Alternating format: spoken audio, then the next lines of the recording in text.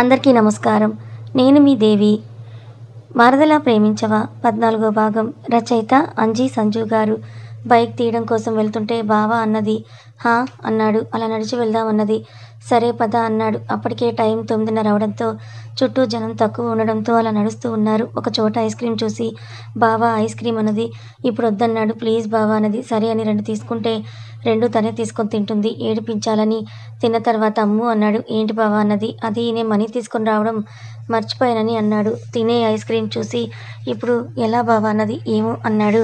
ఆ ice cream తినేసి dress చూసుకుంటే ఫోన్ ఉంది. స్పీడ్గా తీసింది. అప్పటికే ఐస్ క్రీం బండివాడు సీరియస్గా చూస్తూ ఉన్నాడు. డబ్బులు ఎక్కడ ఇవ్వరు అని.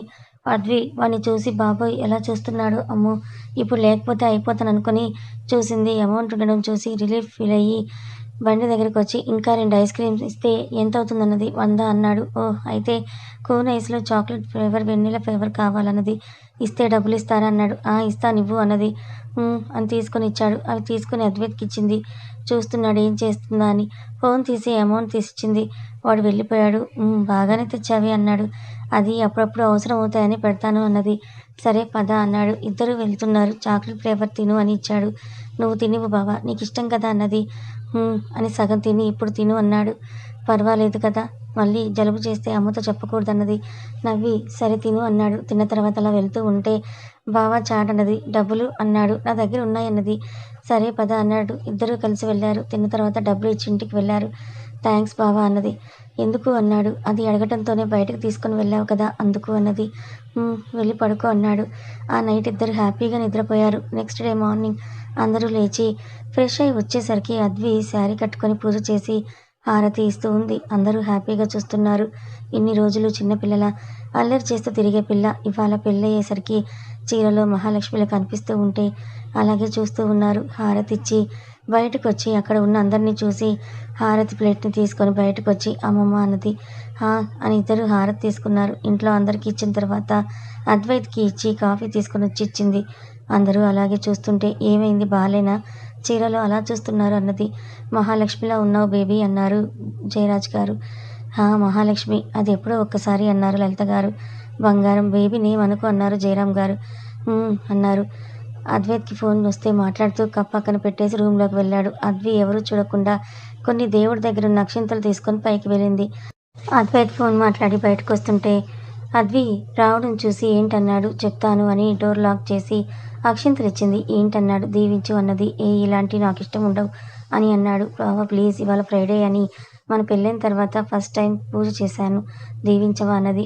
సరే అన్నాడు. థ్యాంక్స్ అని కాళ్ళకి దండం పెట్టుకుంటే అక్షింతలు వేసి గాడ్ బ్లెస్ యూ అని అన్నాడు. నవ్వుతూ పైకి లేచి హక్ చేసుకొని తల తుడుచుకుంటూ బాల్కనీలోకి వెళ్ళింది. అద్వైత్ మెల్లిగా అద్వి వెళ్ళిన వైపు చూస్తున్నాడు. తల తుడుచుకుంటూ ఉంటే నెలవంక లాంటి నడుము దర్శనం ఇస్తుంటే చూపు తిప్పుకోలేకపోతున్నాడు. చాలాసేపు చూసిన తర్వాత తన వాళ్ళ కాక దగ్గరగా వెళ్ళాడు. మెల్లిగా చుట్టూ చేవేశాడు. బావా అన్నది షాక్ అయి అన్నాడు. ఏం చేస్తున్నావు అన్నది. అది నన్ను ఊరిస్తుందన్నాడు. ఏంటి అన్నది. నీ నడుము నన్ను టెంప్ట్ చేస్తుందన్నాడు. ప్రెస్ చేస్తూ మెడ మీద ముద్దు పెట్టాడు. ఫస్ట్ టైం అలా దగ్గరికి వచ్చాడు. అద్వైత్ ఒంట్లో ఉన్న నరాలని జివ్వుమన్నాయి అద్వికి. అద్వైత్ అలాగే పెదవుల మెడ మీద రాస్తూ ఉన్నాడు. ఫస్ట్ టైం అద్విని ఆ యాంగిల్లో చూడటం. ఇద్దరు లోకాన్ని మర్చిపోయారు. లలిత గారు కింద నుంచి పిలవడంతో స్పృహలోకి వచ్చి దూరం జరిగాడు. అద్విని చూసి సారీ అని ఫాస్ట్గా కిందకి వెళ్ళాడు. అద్వైత్ దగ్గరికి తీసుకొని సారీ చెప్పడంతో బాధగా అనిపించినా సైలెంట్గా జడ వేసుకొని డ్రెస్ మార్చుకొని కిందకు వెళ్ళింది. జయరాం గారు బేబీ ఏమైందిరా అలా డల్గా ఉన్నావన్నారు. నథింగ్ మామ అని టిఫిన్ చేయడం కోసం కూర్చుంది.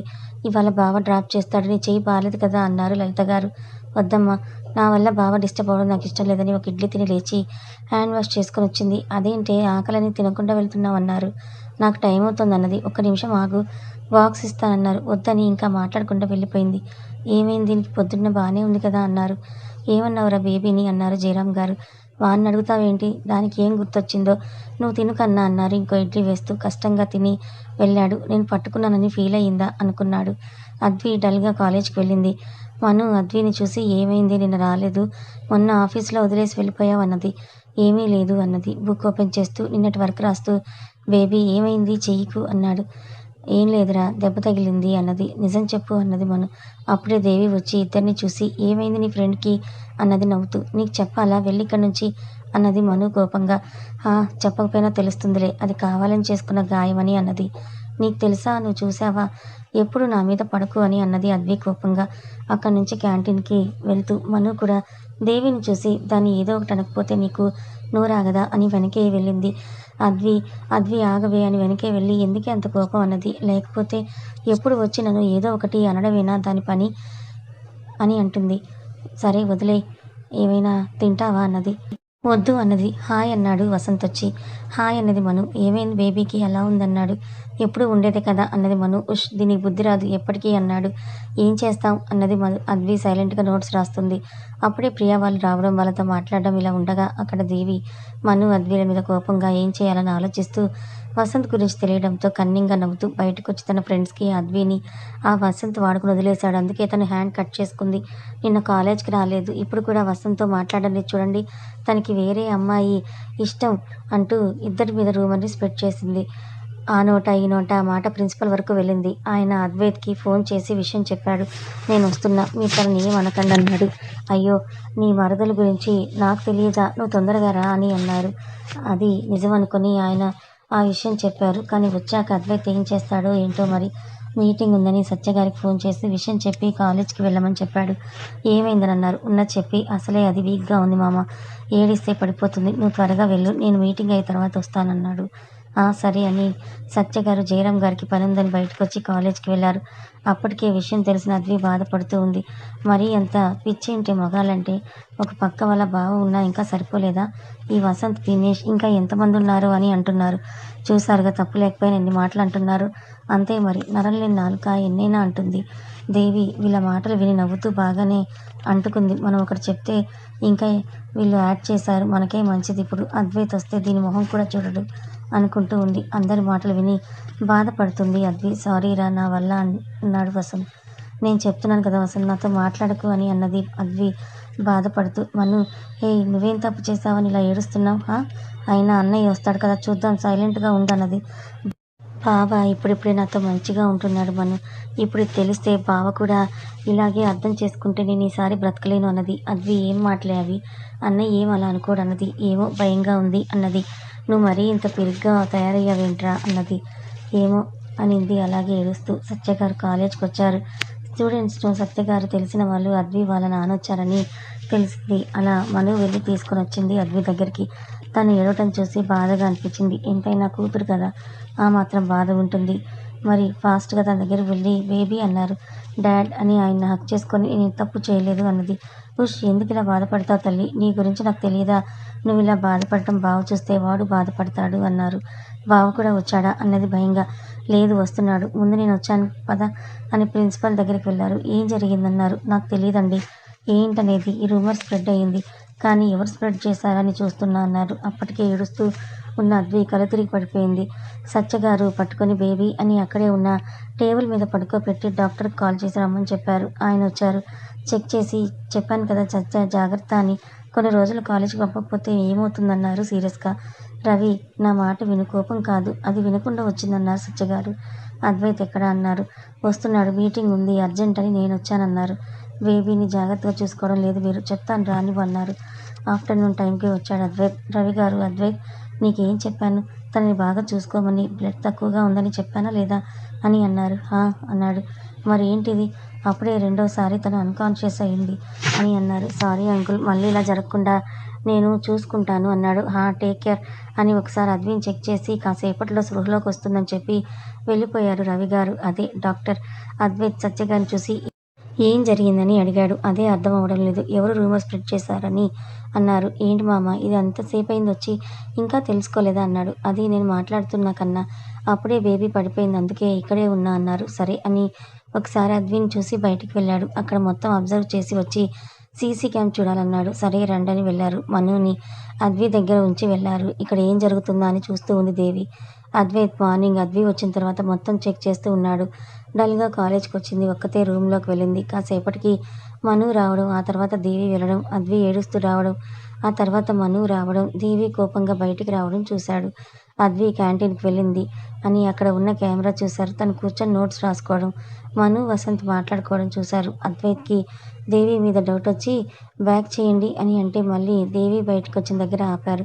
దేవి కోపంగా చూసి కాసేపటికి ఎవరినో పిలిచి ఏదో చెప్పడం చూసి ఆ అమ్మాయిని పిలవండి అన్నాడు. అని ప్యూని పిలిచి ఆ అమ్మాయిని రమ్మని చెప్పు అన్నారు ప్రిన్సిపల్. సరే అని వెళ్ళి ఎక్కడుందో తెలుసుకొని వెళ్ళాడు. నిన్ను సార్ రమ్మంటున్నారని తీసుకొని వెళ్ళాడు. ఆ అమ్మాయి భయపడుతూ వెళ్ళింది. సార్ అన్నది వెళ్ళి, దేవి నీ ఫ్రెండా అన్నాడు అద్వైత్. అన్నది. ఏం చెప్పింది అద్వి గురించి అన్నాడు అద్వైత్. నాకేం చెప్పలేదన్నది భయపడుతూ. ఏయ్ నిజం చెప్పు లేదా జైల్లో ఉంటావన్నాడు రఘు.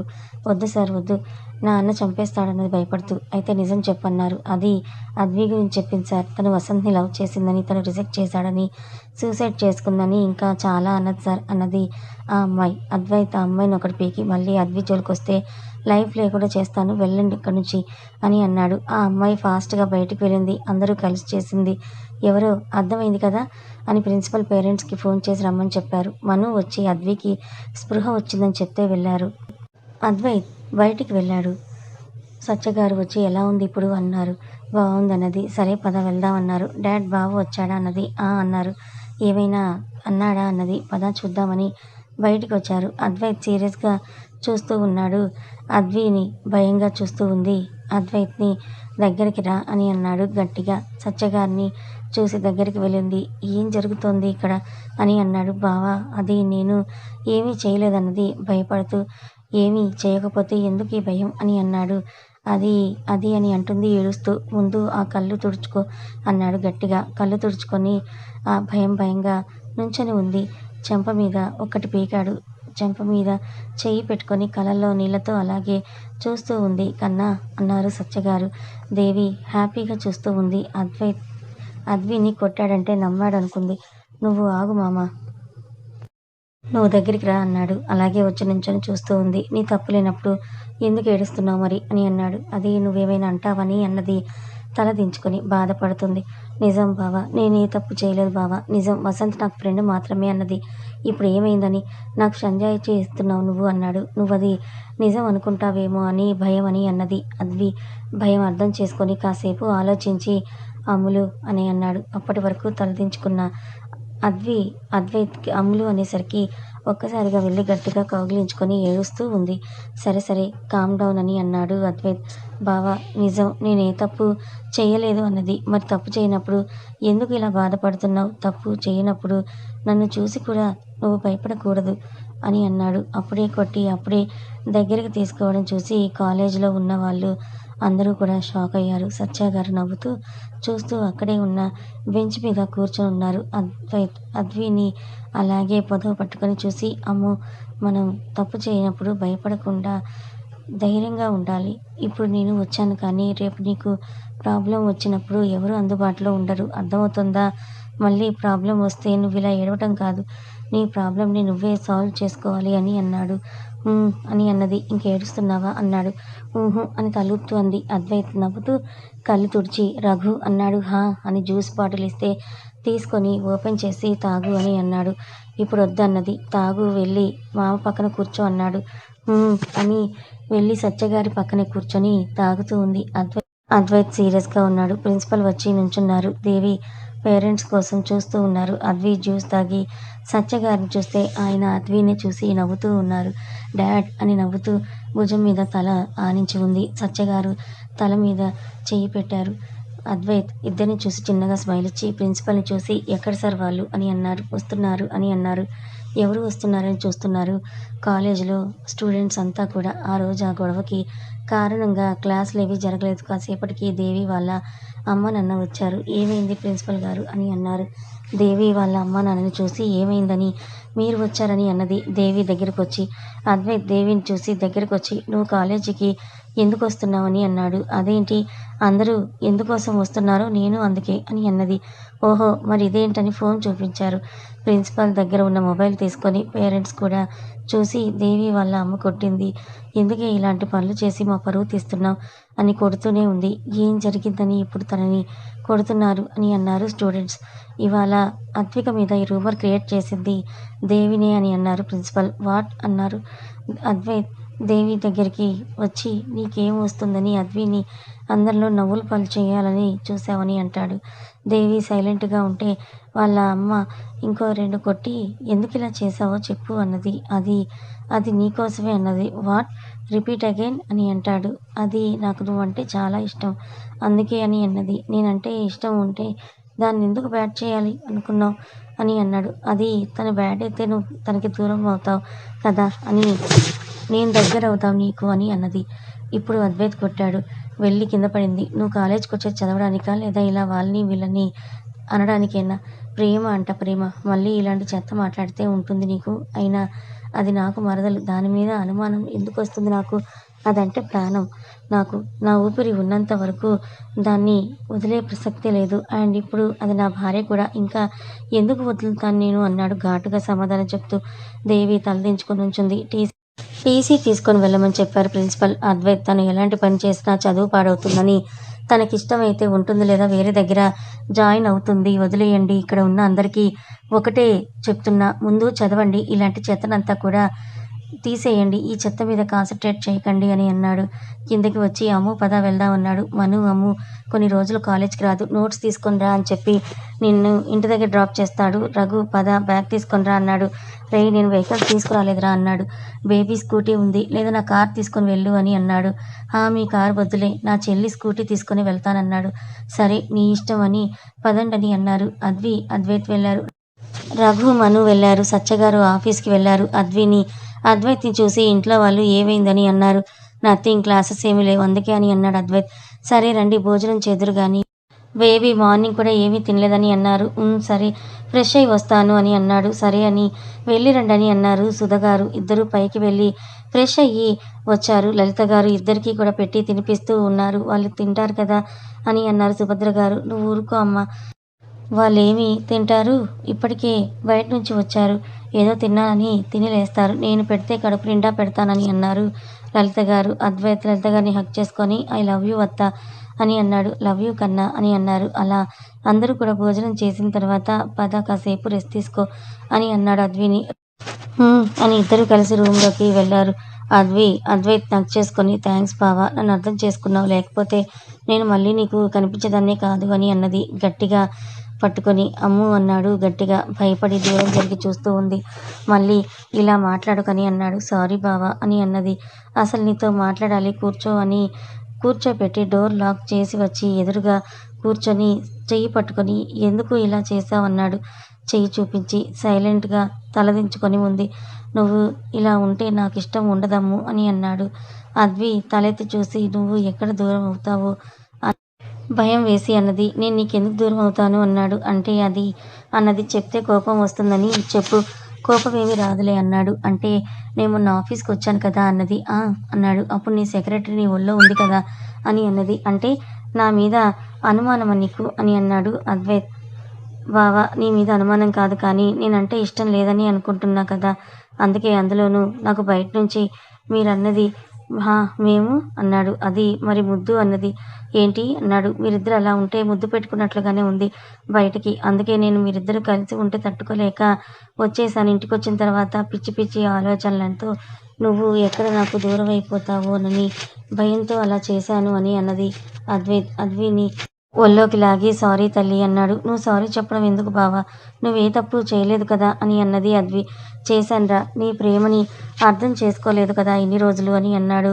నా ప్రేమ నేను నిన్ను పెళ్ళైన తర్వాత లవ్ చేశాను అని అన్నది. ఎందుకురా ఇంకా నాతో అబద్ధం చెప్తున్నావురా అని అన్నాడు. నేను నిన్ను లవ్ చేస్తే నిన్ను ఎందుకు తిడతాను అని అన్నది.